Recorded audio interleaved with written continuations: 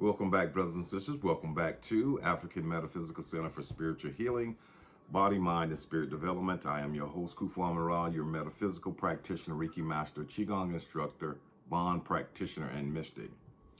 Today's topic is, why do people see demons and ghosts when entering higher states of consciousness? Let's talk about something that will completely shift how you see reality, and I hope give you a more grounded view of religious perception. Your beliefs don't just influence your experience, they are your experience, especially in higher states of consciousness. Here's what most people don't understand. Consciousness isn't this neutral, objective thing we all tap into the same way. It's filtered through the lens of everything you've ever been taught, every belief you've internalized, every fear you've been conditioned to hold. Ever notice how people from different spiritual backgrounds have completely different experiences when they access higher consciousness? It's not a coincidence. Someone raised in a strict religious tradition that emphasizes spiritual warfare, demons, and malevolent forces will often encounter exactly those things in altered states during meditation, sleep paralysis, psychedelic experiences, or deep spiritual practices. They see shadow figures. They feel attacked by dark entities. They experience what they interpret as demonic expressions. But here's where it gets wild. Someone without that religious programming, experiencing the same neurological state, the same shift in consciousness, might feel cosmic unity, encounter benevolent beings, or simply experience waves of unconditional love and interconnectedness. Same consciousness, different belief filters, completely different reality. Your conscious mind is like the programmer. It writes the code. Your beliefs, fears, expectations, cultural conditioning. Higher consciousness is like running that program at maximum capacity. When you enter expanded states, you're not accessing some external realm that exists independently of you. You're accessing the deepest layers of your own consciousness, and those layers are filled with everything you believe to be true.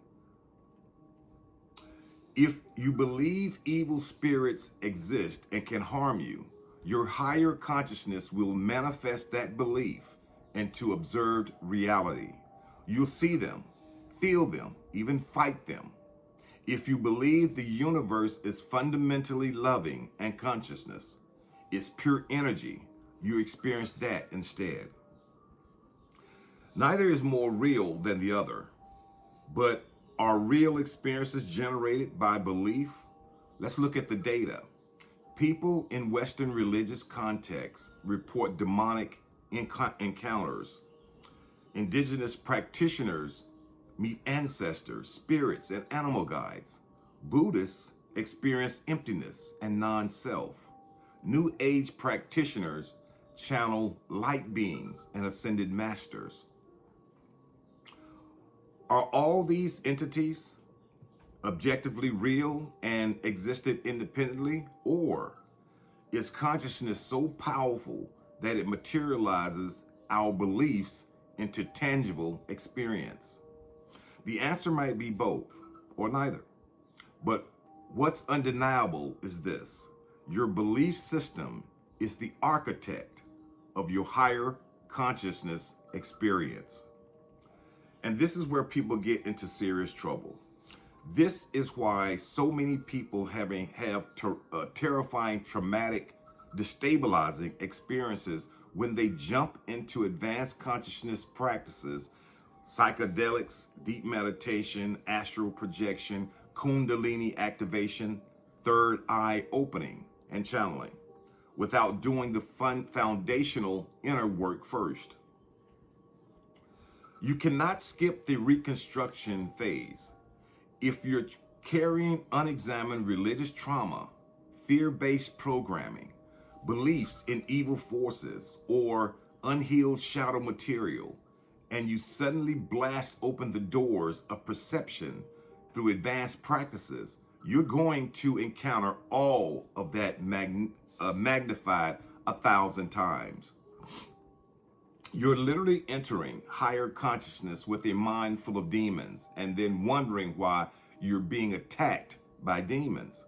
This is especially dangerous for people still operating within strict religious frameworks while trying to access higher realms. You can't do it. You're trying to expand into unity consciousness while simultaneously holding beliefs that the universe is a battleground between good and evil. You're trying to experience divine love while believing you're inherently sinful and unworthy. The cognitive dissonance alone can fracture your psyche. The results: psychotic breaks, spiritual emergencies, entity attachments, real or perceived, paranoia and fear-based spirals, religious OCD and scrupulosity, complete destabilization of identity. You must do the inner work first. Deconstruct limiting beliefs. Examine your religious conditioning. Heal trauma and shadow material. Cultivate emotional regulation. Build a foundation of self-love and safety. Question everything you think you know about reality. Then you can safely explore higher consciousness because you'll be entering with a clean slate, not a mind programmed with fear. So, here's the real question. What are you carrying into your higher consciousness that isn't even yours? What beliefs about good and evil, light and dark, safety and danger did you inherit without questioning? When you access expanded awareness, are you meeting the truth of the universe, or are you meeting the truth of your conditioning?